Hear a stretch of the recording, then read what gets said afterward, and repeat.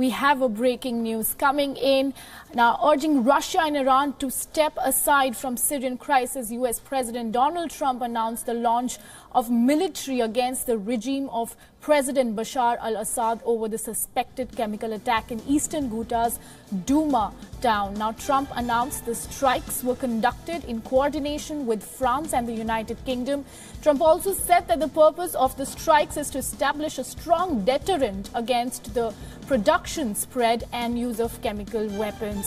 Now, we have Shivangi Shukla joining us to give us more updates on this. Now, Shivangi, definitely a very tough stance taken by Trump finally after weeks and probably, if I may say so, a month of speculation and anticipation, and considering the atrocities that Syria and the town of Douma that has been enduring. Finally, a tough step taken by Donald Trump. Can you tell us more about that? Right, Aditi. This is a huge step which has been taken by Donald Trump, that he has announced, in fact, that military action is underway in Syria as we speak. And some news has just come in that huge blasts have been heard in various parts of Damascus. So definitely a huge development there. Remember that yesterday there was a UN Council meeting where Russia and US hit out at each other, blaming each other for the chemical attack in Syria. And US has taken a very tough stance, saying that Syria is breaking conventions when and if they did carry out the attacks in Douma. Of course, Syria has been denying this allegation for a very long time. Of course, there has been a huge back and forth on this entire issue. Remember that when Trump announced that there could be a military strike, of course, he denied, or later he was very ambiguous about it. He said that there might be a military strike or there might not be a military strike. So this definitely has come as a surprise. He definitely did not give Syria any chance to contemplate on his next move, and it was definitely a big surprise. And he's announced that he has already launched a military strike in Syria. Yes, Shivangi, and he questions why should Iran and Russia want to associate with Assad's motive of whatever he is trying to inflict on the rebel-held Douma town. Yes, exactly, Aditi. In fact, remember that if you can just go back on President Trump's words for Putin. After he won the elections, he had good words for Putin. He said that Putin is a great man, and which kind of made everybody suspicious that Putin did play a role in the elections, 2016 elections. So now it seems as if Russia is definitely facing the heat from the United States over maybe this entire issue. And remember that just yesterday, Russia blamed UK for the attacks in Syria, which UK blatantly denied. So right now, Russia is definitely not getting any leeway from US, and it seems like US president will be taking a tough stance in when it comes to Russia. Remember that Mike Pompeo also has said that Russia will not get any leeway, and there will be a tough stance maintained when it comes to Russia. Yes, and you know, as you pointed out, Russia is constantly on the receiving side and of all the blame game, or probably passing the buck that's going on right now. Now, how do you think is US going to go on this strike, and how long probably is this going to last? What are going to be the repercussions on the already strained relationships in the whole scheme of things that we see as of now? Definitely, this is a huge repercussion, Aditi. In fact, Russia has denied time and again that they have paid no, when it comes to the Syria issue, they have not played any role. They have said again and again, and in fact, they have blamed UK, like I said earlier. In fact, a lot of sanctions have been put on Russia after the Salisbury chemical attack on a top Russian spy and the Syria issue. In fact, Russia is now considering targeting Scotland's whiskey industry. They are planning to put sanctions on the US. There was a legislation in the Kremlin where they were planning to put sanctions on the US, some imports from the US. So we can definitely see that it's going to be huge. It's a huge development. We can expect Russia to get back at the U.S. in the same manner. Remember when U.S. expelled a number of Russian diplomats from its soil, Russia also expelled the same number of diplomats from U.S. So we can definitely expect that Russia is going to retaliate in kind. Of course, we don't know so far what that will be, but it's a huge development when it comes to global affairs and when it comes to diplomatic ties between Russia and the U.S. Yes, and in scheme of these things, how much support do you think has the U.S. move at this point garnered or probably will garner in the coming future from its allies, as opposed to how Russia, Iran and Syria stand on one side of it, while U.S. and UK is on the other side? This almost seems to be becoming a war of the allies. Exactly, Aditi. Like I said, it's a huge development, and Donald Trump definitely did not give any chance to any of the countries before he made such a huge,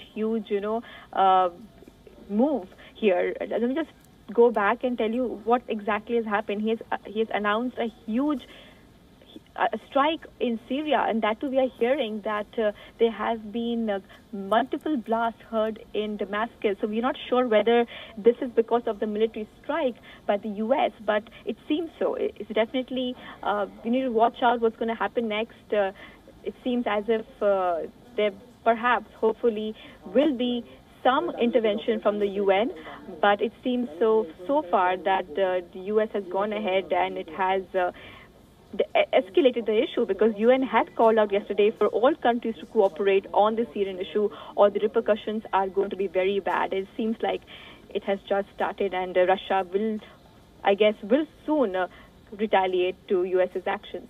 Yes, it does seem like a very tough situation and a very tense, and of course a natural repercussion of that would be strained and even more strained relationships amongst the allies on either side of this whole Syria situation, Syria war that is going on right now. And Shivangi, how do you think, how long is this going to probably be stretched on for? It has been Syria, finally the step has been taken today, and this has been going on forever. So how do you see this sort of culminating in the next couple of days? Well, we cannot say that for sure, but definitely the West is against Russia right now. The West is putting pressure on Russia when it comes to the Syria issue, and Russia seems to be, like I said, we know that it's sympathizing with the Assad regime. So we are not sure about how things are going to go ahead from here, but all we can say right now is that Russia will be getting ready. It might support Syria. Let's see what happens in the future, but UK is definitely on US's side, and especially after the attack on the spy agents in UK, it seems as if Russia has been cornered by the West, and the West and its allies are ramping up and putting pressure on Russia and Syria.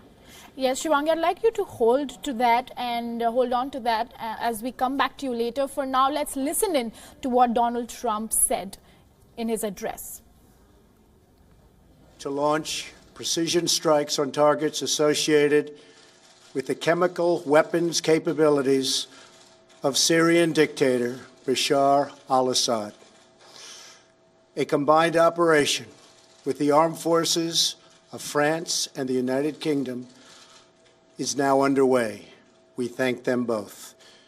Tonight, I want to speak with you about why we have taken this action. 1 year ago, Assad launched a savage chemical weapons attack against his own innocent people.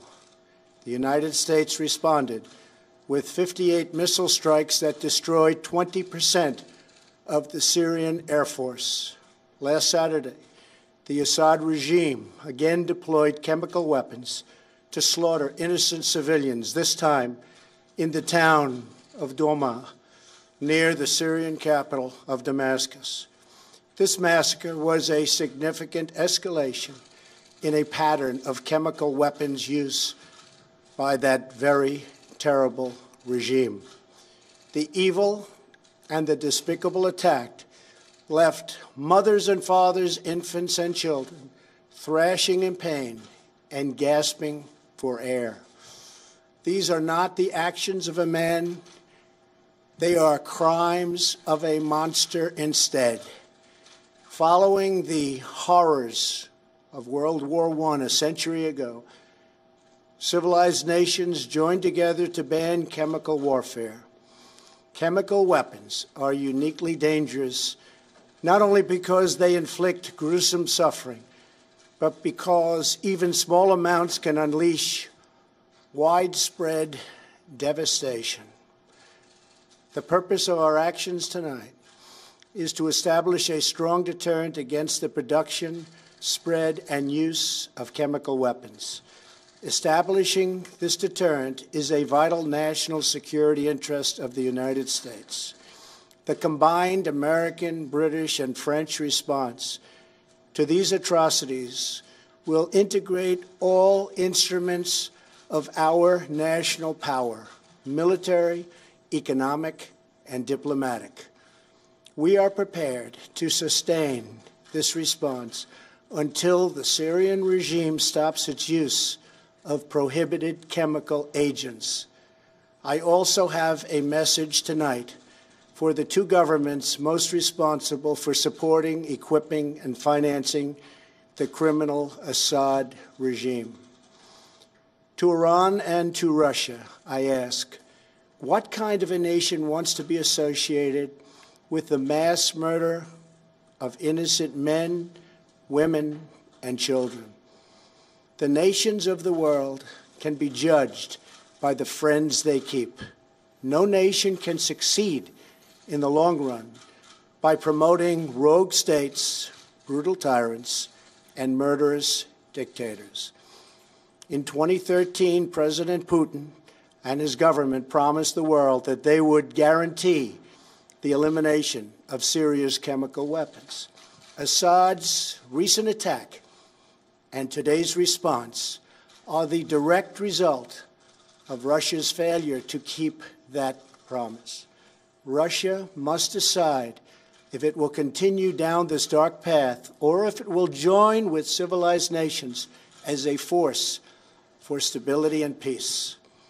Hopefully, someday we'll get along with Russia and maybe even Iran, but maybe not.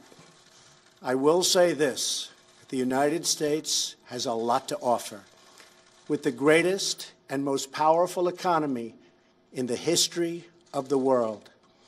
In Syria, the United States, with but a small force being used to eliminate what is left of ISIS, is doing what is necessary to protect the American people.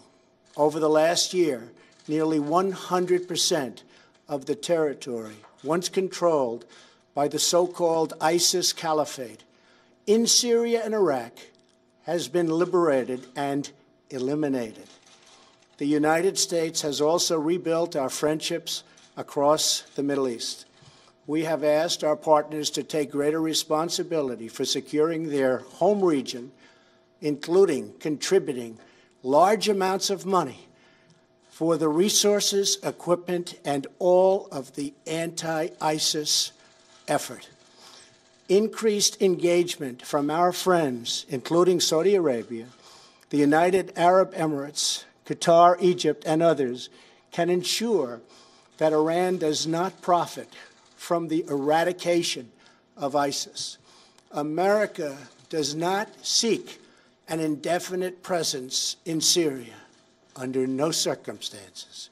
As other nations step up their contributions, we look forward to the day when we can bring our warriors home, and great warriors they are. Looking around our very troubled world, Americans have no illusions. We cannot purge the world of evil or act everywhere there is tyranny. No amount of American blood or treasure can produce lasting peace and security in the Middle East.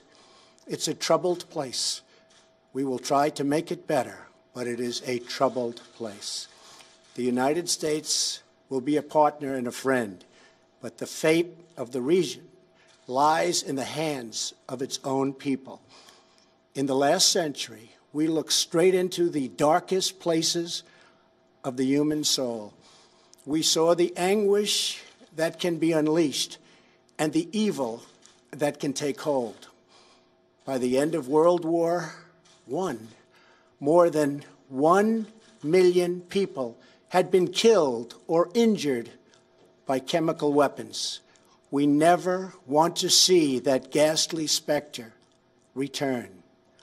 So today, the nations of Britain, France, and the United States of America have marshaled their righteous power against barbarism and brutality. Tonight I ask all Americans to say a prayer for our noble warriors and our allies as they carry out their missions. We pray that God will bring comfort to those suffering in Syria. We pray that God will guide the whole region toward a future of dignity and of peace. And we pray that God will continue to watch over and bless the United States of America. Thank you and good night. Thank you. Armed Forces.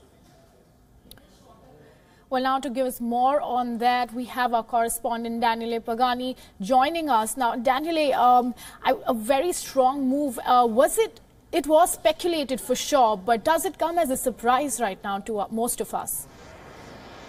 It does not come as a surprise to most of us, because we have to remember that the President of the United States, Donald Trump, it is not the first time that he orders his forces to retaliate against the chemical attack. This is a difference between his predecessor and Donald Trump. Barack Obama, in 2013, when a terrible chemical attack happened in Han Che-hun, said that for the United States of America, the use of chemical weapons was definitely a red line, and should that red line be crossed, the United States would retaliate. He didn't do so, Barack Obama, but 1 year back, precisely on April the 7th, President Donald Trump ordered the U.S. Navy to fire 60 Tomahawks against the Shariat Air Base, which was a base of the Syrian government forces. So when Donald Trump says that he considers chemical attack a red line, he definitely means it. So we were expecting a retaliation, a military retaliation. It remains to be seen what kind of retaliation it still is. The attack is ongoing. What we know is that it is perhaps hitting military premises and precision weapons, perhaps chemical factories, but as I said, it is a situation which is ongoing, so it remains to be seen precisely the target. The type and the choice of the target of this strike is what will determine eventual reactions of the belligerents on the ground. Definitely, though, a very strong message, and this time not coming unilaterally from the United States of America. The Americans are not going at it alone. Remember that France and the UK are supporting militarily this action. So it's a small three-country coalition, I would say. That's true, Daniele. And tell us something now, is this purely in light of the chemical attack that has triggered this action, or is it also owing partially to the growing level of exasperation that Donald Trump has been having with Putin? I don't think this has nothing to do with parallel problems that President Donald Trump and the President of Russia, Vladimir Putin, are having. This is a contingent military objective, very precisely dictated by the use of chemical weapons. So there would have been no reason whatsoever to engage in such a military confrontation with the state, no matter what kind of problems the United States and Russia could have right now.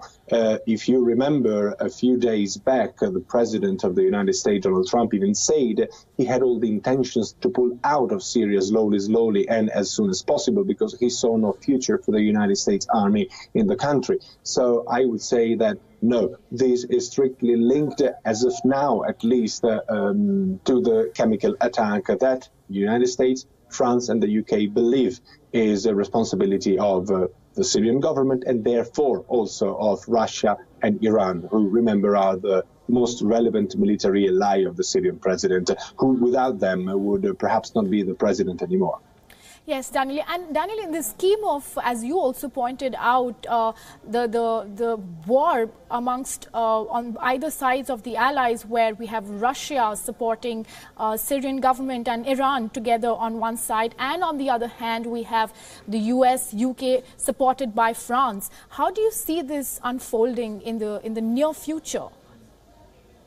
It really depends on the kind of target that Donald Trump has decided. We surely know that there has been a back-channel communication between Moscow and Washington in the last days regarding the possible attack. Moscow had requested Washington to communicate a list of possible military targets in order to get ready. This is a sign of Russia not exactly being ready to retaliate immediately. Remember that if you're really ready to retaliate against an attack, you do not necessarily start a communication. And of course, you do not ask the attacker where he or she intends to bomb. That is something you ask because you need to protect your own equipment and your own military, and therefore you need to pull them back eventually from certain military bases. So I see it remains to be seen what kind of target President Donald Trump decided. If I had to consider the kind of military forces there are on the ground, I would say that Iran, as of now, stands no chance to retaliate against the American attack in a massive way. They could maybe request part of the militias they control to attack part of the military troops, the United States military troops active in northern Syria in the Kurdish-controlled area. But that would be a blatant aggression, and it would be actually maybe an overreaction because it should mean really starting a war between Iraq and the United States. The same can be said when it comes to Russia. Russia has deployed the S-400 protection missile system in Syria. It seems it has not retaliated yet. It has not started. So I would say that perhaps the two largest allies of the president of Syria, as of now, are waiting and watching, and perhaps there has been back-channel communication. I don't see this becoming a huge, large-scale military confrontation between different countries.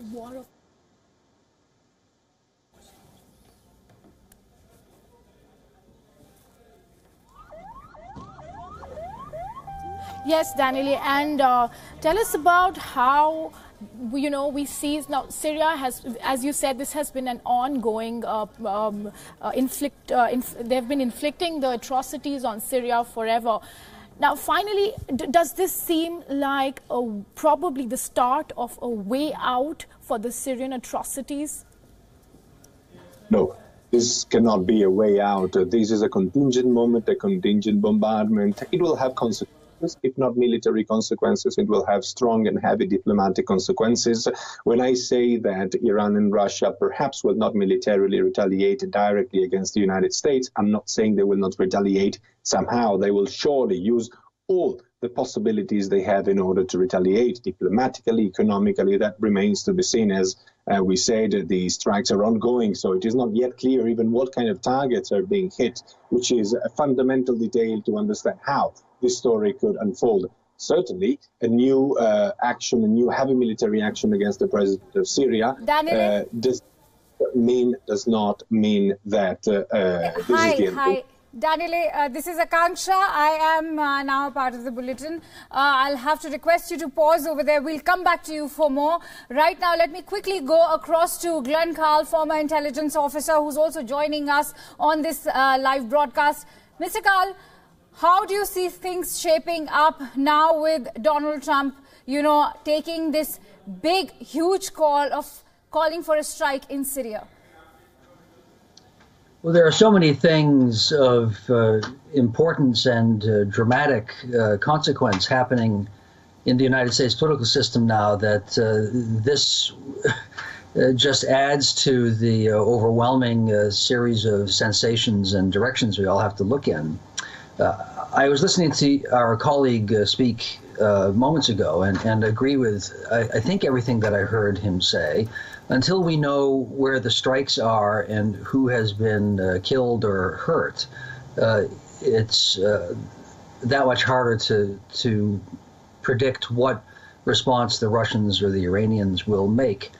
I would anticipate that, as the gentleman said, the United States will have communicated with Russia just before the attacks so that their personnel might have the opportunity to avoid harm. I think we're striking at the Syrian regime and not the Russians. We might have done the same with the Iranians, although the United States would be less concerned about causing some harm to the Iranians in Syria. And I think what might happen in consequence is most countries are quite astute about daring to challenge in a direct way American military might. And rather than do that, which is a guarantee of destruction, you strike indirectly with an asymmetrical response, which could be intelligence operations against U.S. interests in different places. Mr. Glenn, that also brings me to my next question. How do you see the role of, like, say, a cyber attack? Like, do you foresee a cyber attack coming in?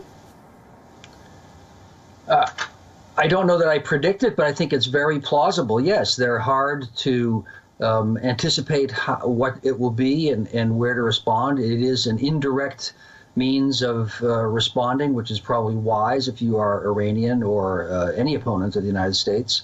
The Iranians have done this. We know the Russians have done this against the United States. So I think something like that is quite possible, yes. On the ground in Syria, there might well be asymmetric responses that are hard to tag to Iranian or Syrian forces. But it's very early. We just have a report now moments ago of explosions in and around Damascus, but what does that mean? We don't know yet. Right, right. And where do you see Syria's more immediate neighbors like the Saudi Arabia or, say, an Israel? Well, every country is happy for the United States to carry its water, and I think they will welcome a deeper engagement by the United States in Syria, which is not necessarily at all in the U.S. interest, but to the extent that the United States is opposing Iran, Iran's influence in Syria, then Israel and the Saudi Arabia will applaud and support it, sure. All right.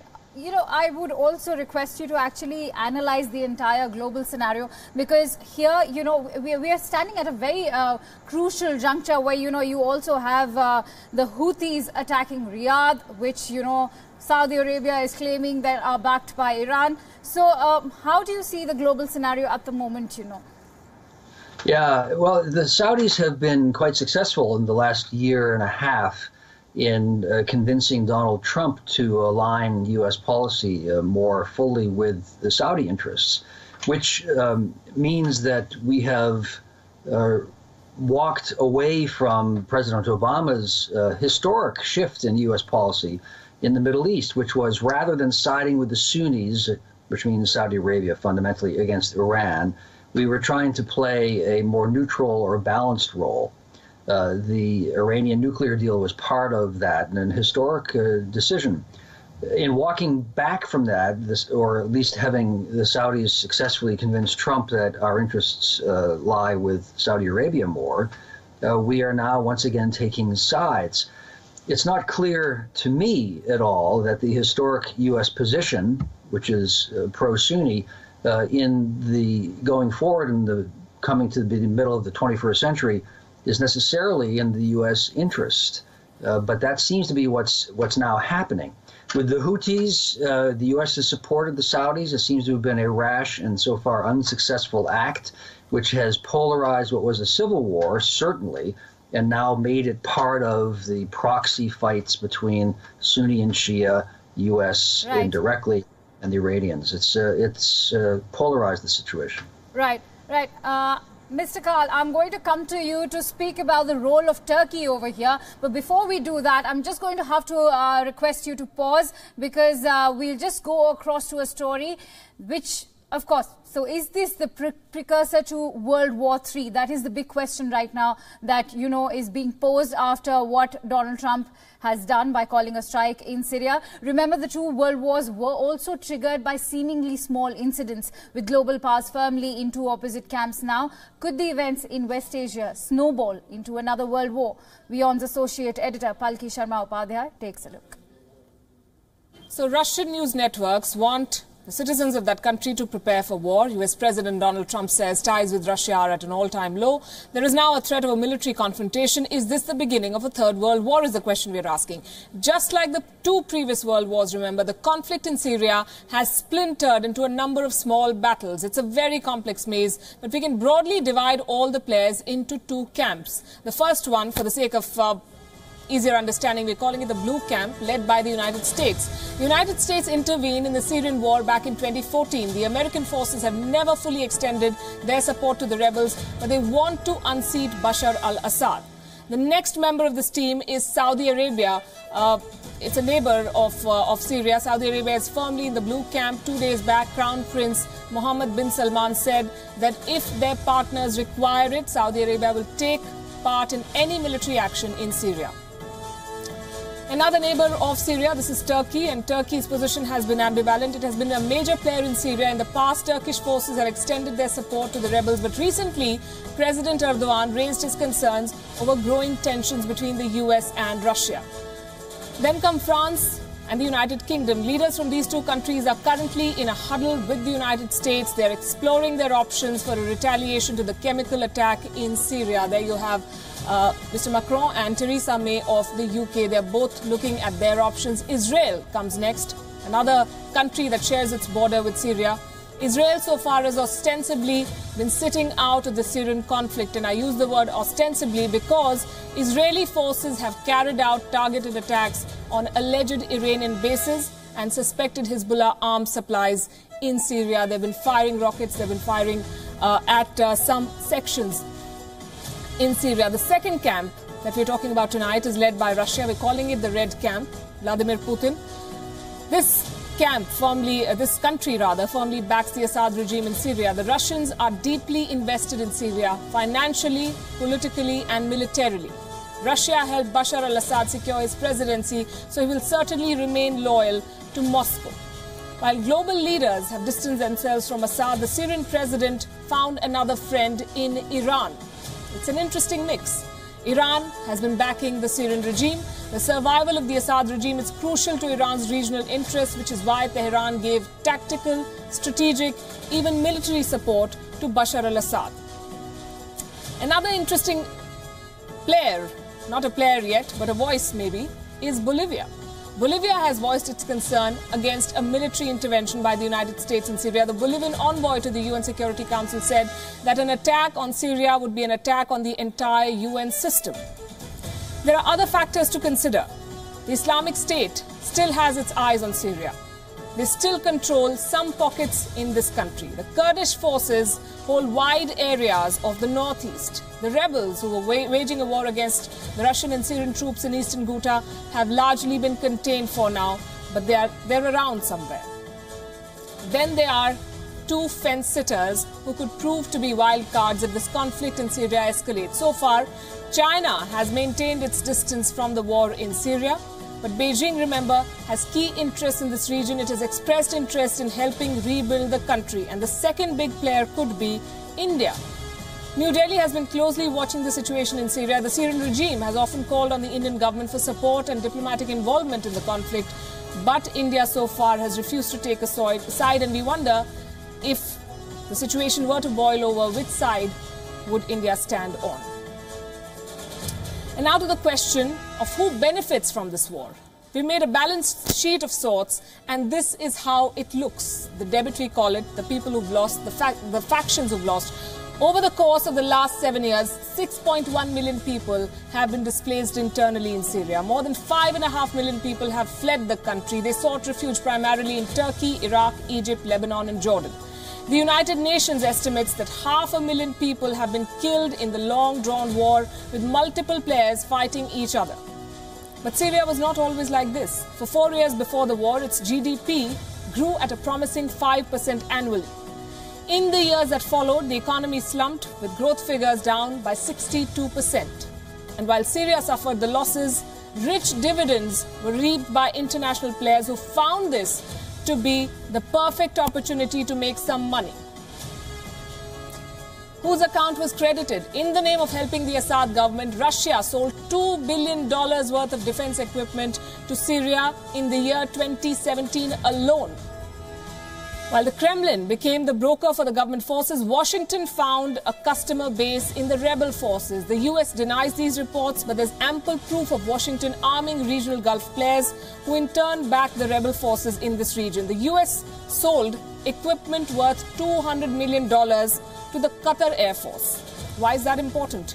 We view this deal with suspicion because the Qatar Air Force has been flying planes to Turkey with supplies for Syrian rebels from as early as 2012. Look who's making money. Saudi Arabia has recently taken the lead in channeling military support to the rebel forces. And since the beginning of this year, the US has sold arms and ammunition to Riyadh to the tune of almost $2 billion. A major share of that went to Syria. For the warring factions, gains have not just been monetary, but also in terms of territory. The Assad government today is the single most powerful political entity in Syria. That is the big breaking news. US President Donald Trump has called for a strike on Syria. And with regards to this, UK Prime Minister Theresa May is addressing a conference. To the use of force to degrade and deter the use of chemical weapons by the Syrian regime. This is not about intervening in a civil war. It is not about regime change. It is about a limited and targeted strike that does not further escalate tensions in the region and that does everything possible to prevent civilian casualties. And while this action is specifically about deterring the Syrian regime, it will also send a clear signal to anyone else who believes they can use chemical weapons with impunity. At this time, my thoughts are with our brave British servicemen and women and our French and American partners who are carrying out their duty with the greatest professionalism. The speed with which we are acting is essential in cooperating with our partners to alleviate further humanitarian suffering and to maintain the vital security of our operations. This is the first time as Prime Minister that I have had to take the decision to commit our armed forces in combat, and it is not a decision I have taken lightly.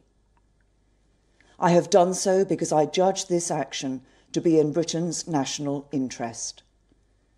We cannot allow the use of chemical weapons to become normalised within Syria, on the streets of the UK, or anywhere else in our world. We would have preferred an alternative path, but on this occasion there is none. History teaches us that the international community must defend the global rules and standards that keep us all safe. That is what our country has always done, and what we will continue to do.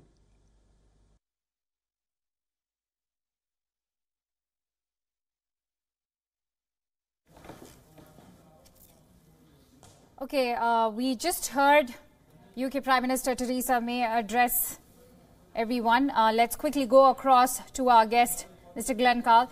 Mr. Carl, we just heard what Theresa May had to say. She said that there is no option left for the US to actually, there is no other alternative, and that they would have ideally abstained from a war, but they want to alleviate human suffering. And she reached out to the French and American allies. What do you have to say to her words that we just heard? She focuses on the critical point, which is that the actions are intended to repudiate and exact a price for the use of chemical weapons, rather than to attack Iran or Russia, or even necessarily to attack the Syrian regime. If the focus of the strikes can be specifically on that kind of target, and I expect that they are, then there is a stronger possibility that this would not expand to a conflict among nations. All right. Mr. Carl, I'm also joined in by Daniele Pagani, our Middle East Bureau Chief. Let me quickly go across to Daniele and ask him about the latest that is coming in. Daniele, would you give us some latest information that's coming in with regards to the airstrike that's been called in Syria? Very early to say, very difficult to get details, as also our valuable guest said. The target will be the main point of analysis once we understand precisely what the strikes are targeting. As of now, we will understand a little better what can unfold. The Syrian government has called for missiles protection mechanism. Let's see how that unfolds. We just heard the UK Prime Minister Theresa May say that this is an attack strictly linked to the use of chemical weapons. So there is no intention whatsoever to actually hit neither the Russian military nor Iran for that matter, despite obviously not the United States in this moment do not certainly enjoy a good relation with Tehran. So I agree also with our guest saying that if this attack is precisely targeted and does not mean and it doesn't look so, we have no reason whatsoever to doubt that this attack is actually going somewhere, if not against the Syrian government premises. Again, we don't know yet. So this will not trigger an international very heavy conflict. All right. Remember that Daniele, when we say that this is, let's establish 2 points over here, that, this is an airstrike which is being called in Syria. But when Theresa May says that this is not targeted at regime change, this is targeted, this is basically as a backlash to the chemical weapon attack. What do we make out of that, considering there is no denial that this is still an airstrike? The fact is that the UK, France and the United States have been on the same front when it comes to opposing vehemently and militarily also President Bashar al-Assad for at least the initial part of the Syrian conflict. They seem to have abandoned that military objective as of now. President Bashar al-Assad is, I would say, steadily gaining ground in Syria, and I can go as far as saying that perhaps militarily you can say he already won the war, even if he does not hold the entire control of the country. Right. When Theresa May says that this is not an attack against the Syrian government, it means just that this is a precise military attack, which is a retaliation for one very severe, inhuman event, which is the chemical attack that took place in Douma a few days back, just before the Army of Islam, the Jaish al-Islam, decided to abandon the last stronghold. So this is what she means. The little Western temporary coalition is not trying to force Assad out of the presidency, but is trying to retaliate against the use of chemical attack. This is at least what we know, as per the words we have. All right. Daniele, I'm going to request you to hold. And we are quickly going across to the Syrian State TV, which has just announced the US strikes on Syria. Let's listen in. مشاهدينا الكرام، الدفاعات الجوية السورية تتصدى للعدوان الأمريكي الفرنسي البريطاني على سوريا الذي كان قد أعلنه ترامب منذ قليل. إذن مشاهدينا الكرام، في هذه الأثناء الدفاعات الجوية السورية تتصدى للعدوان الأمريكي الفرنسي البريطاني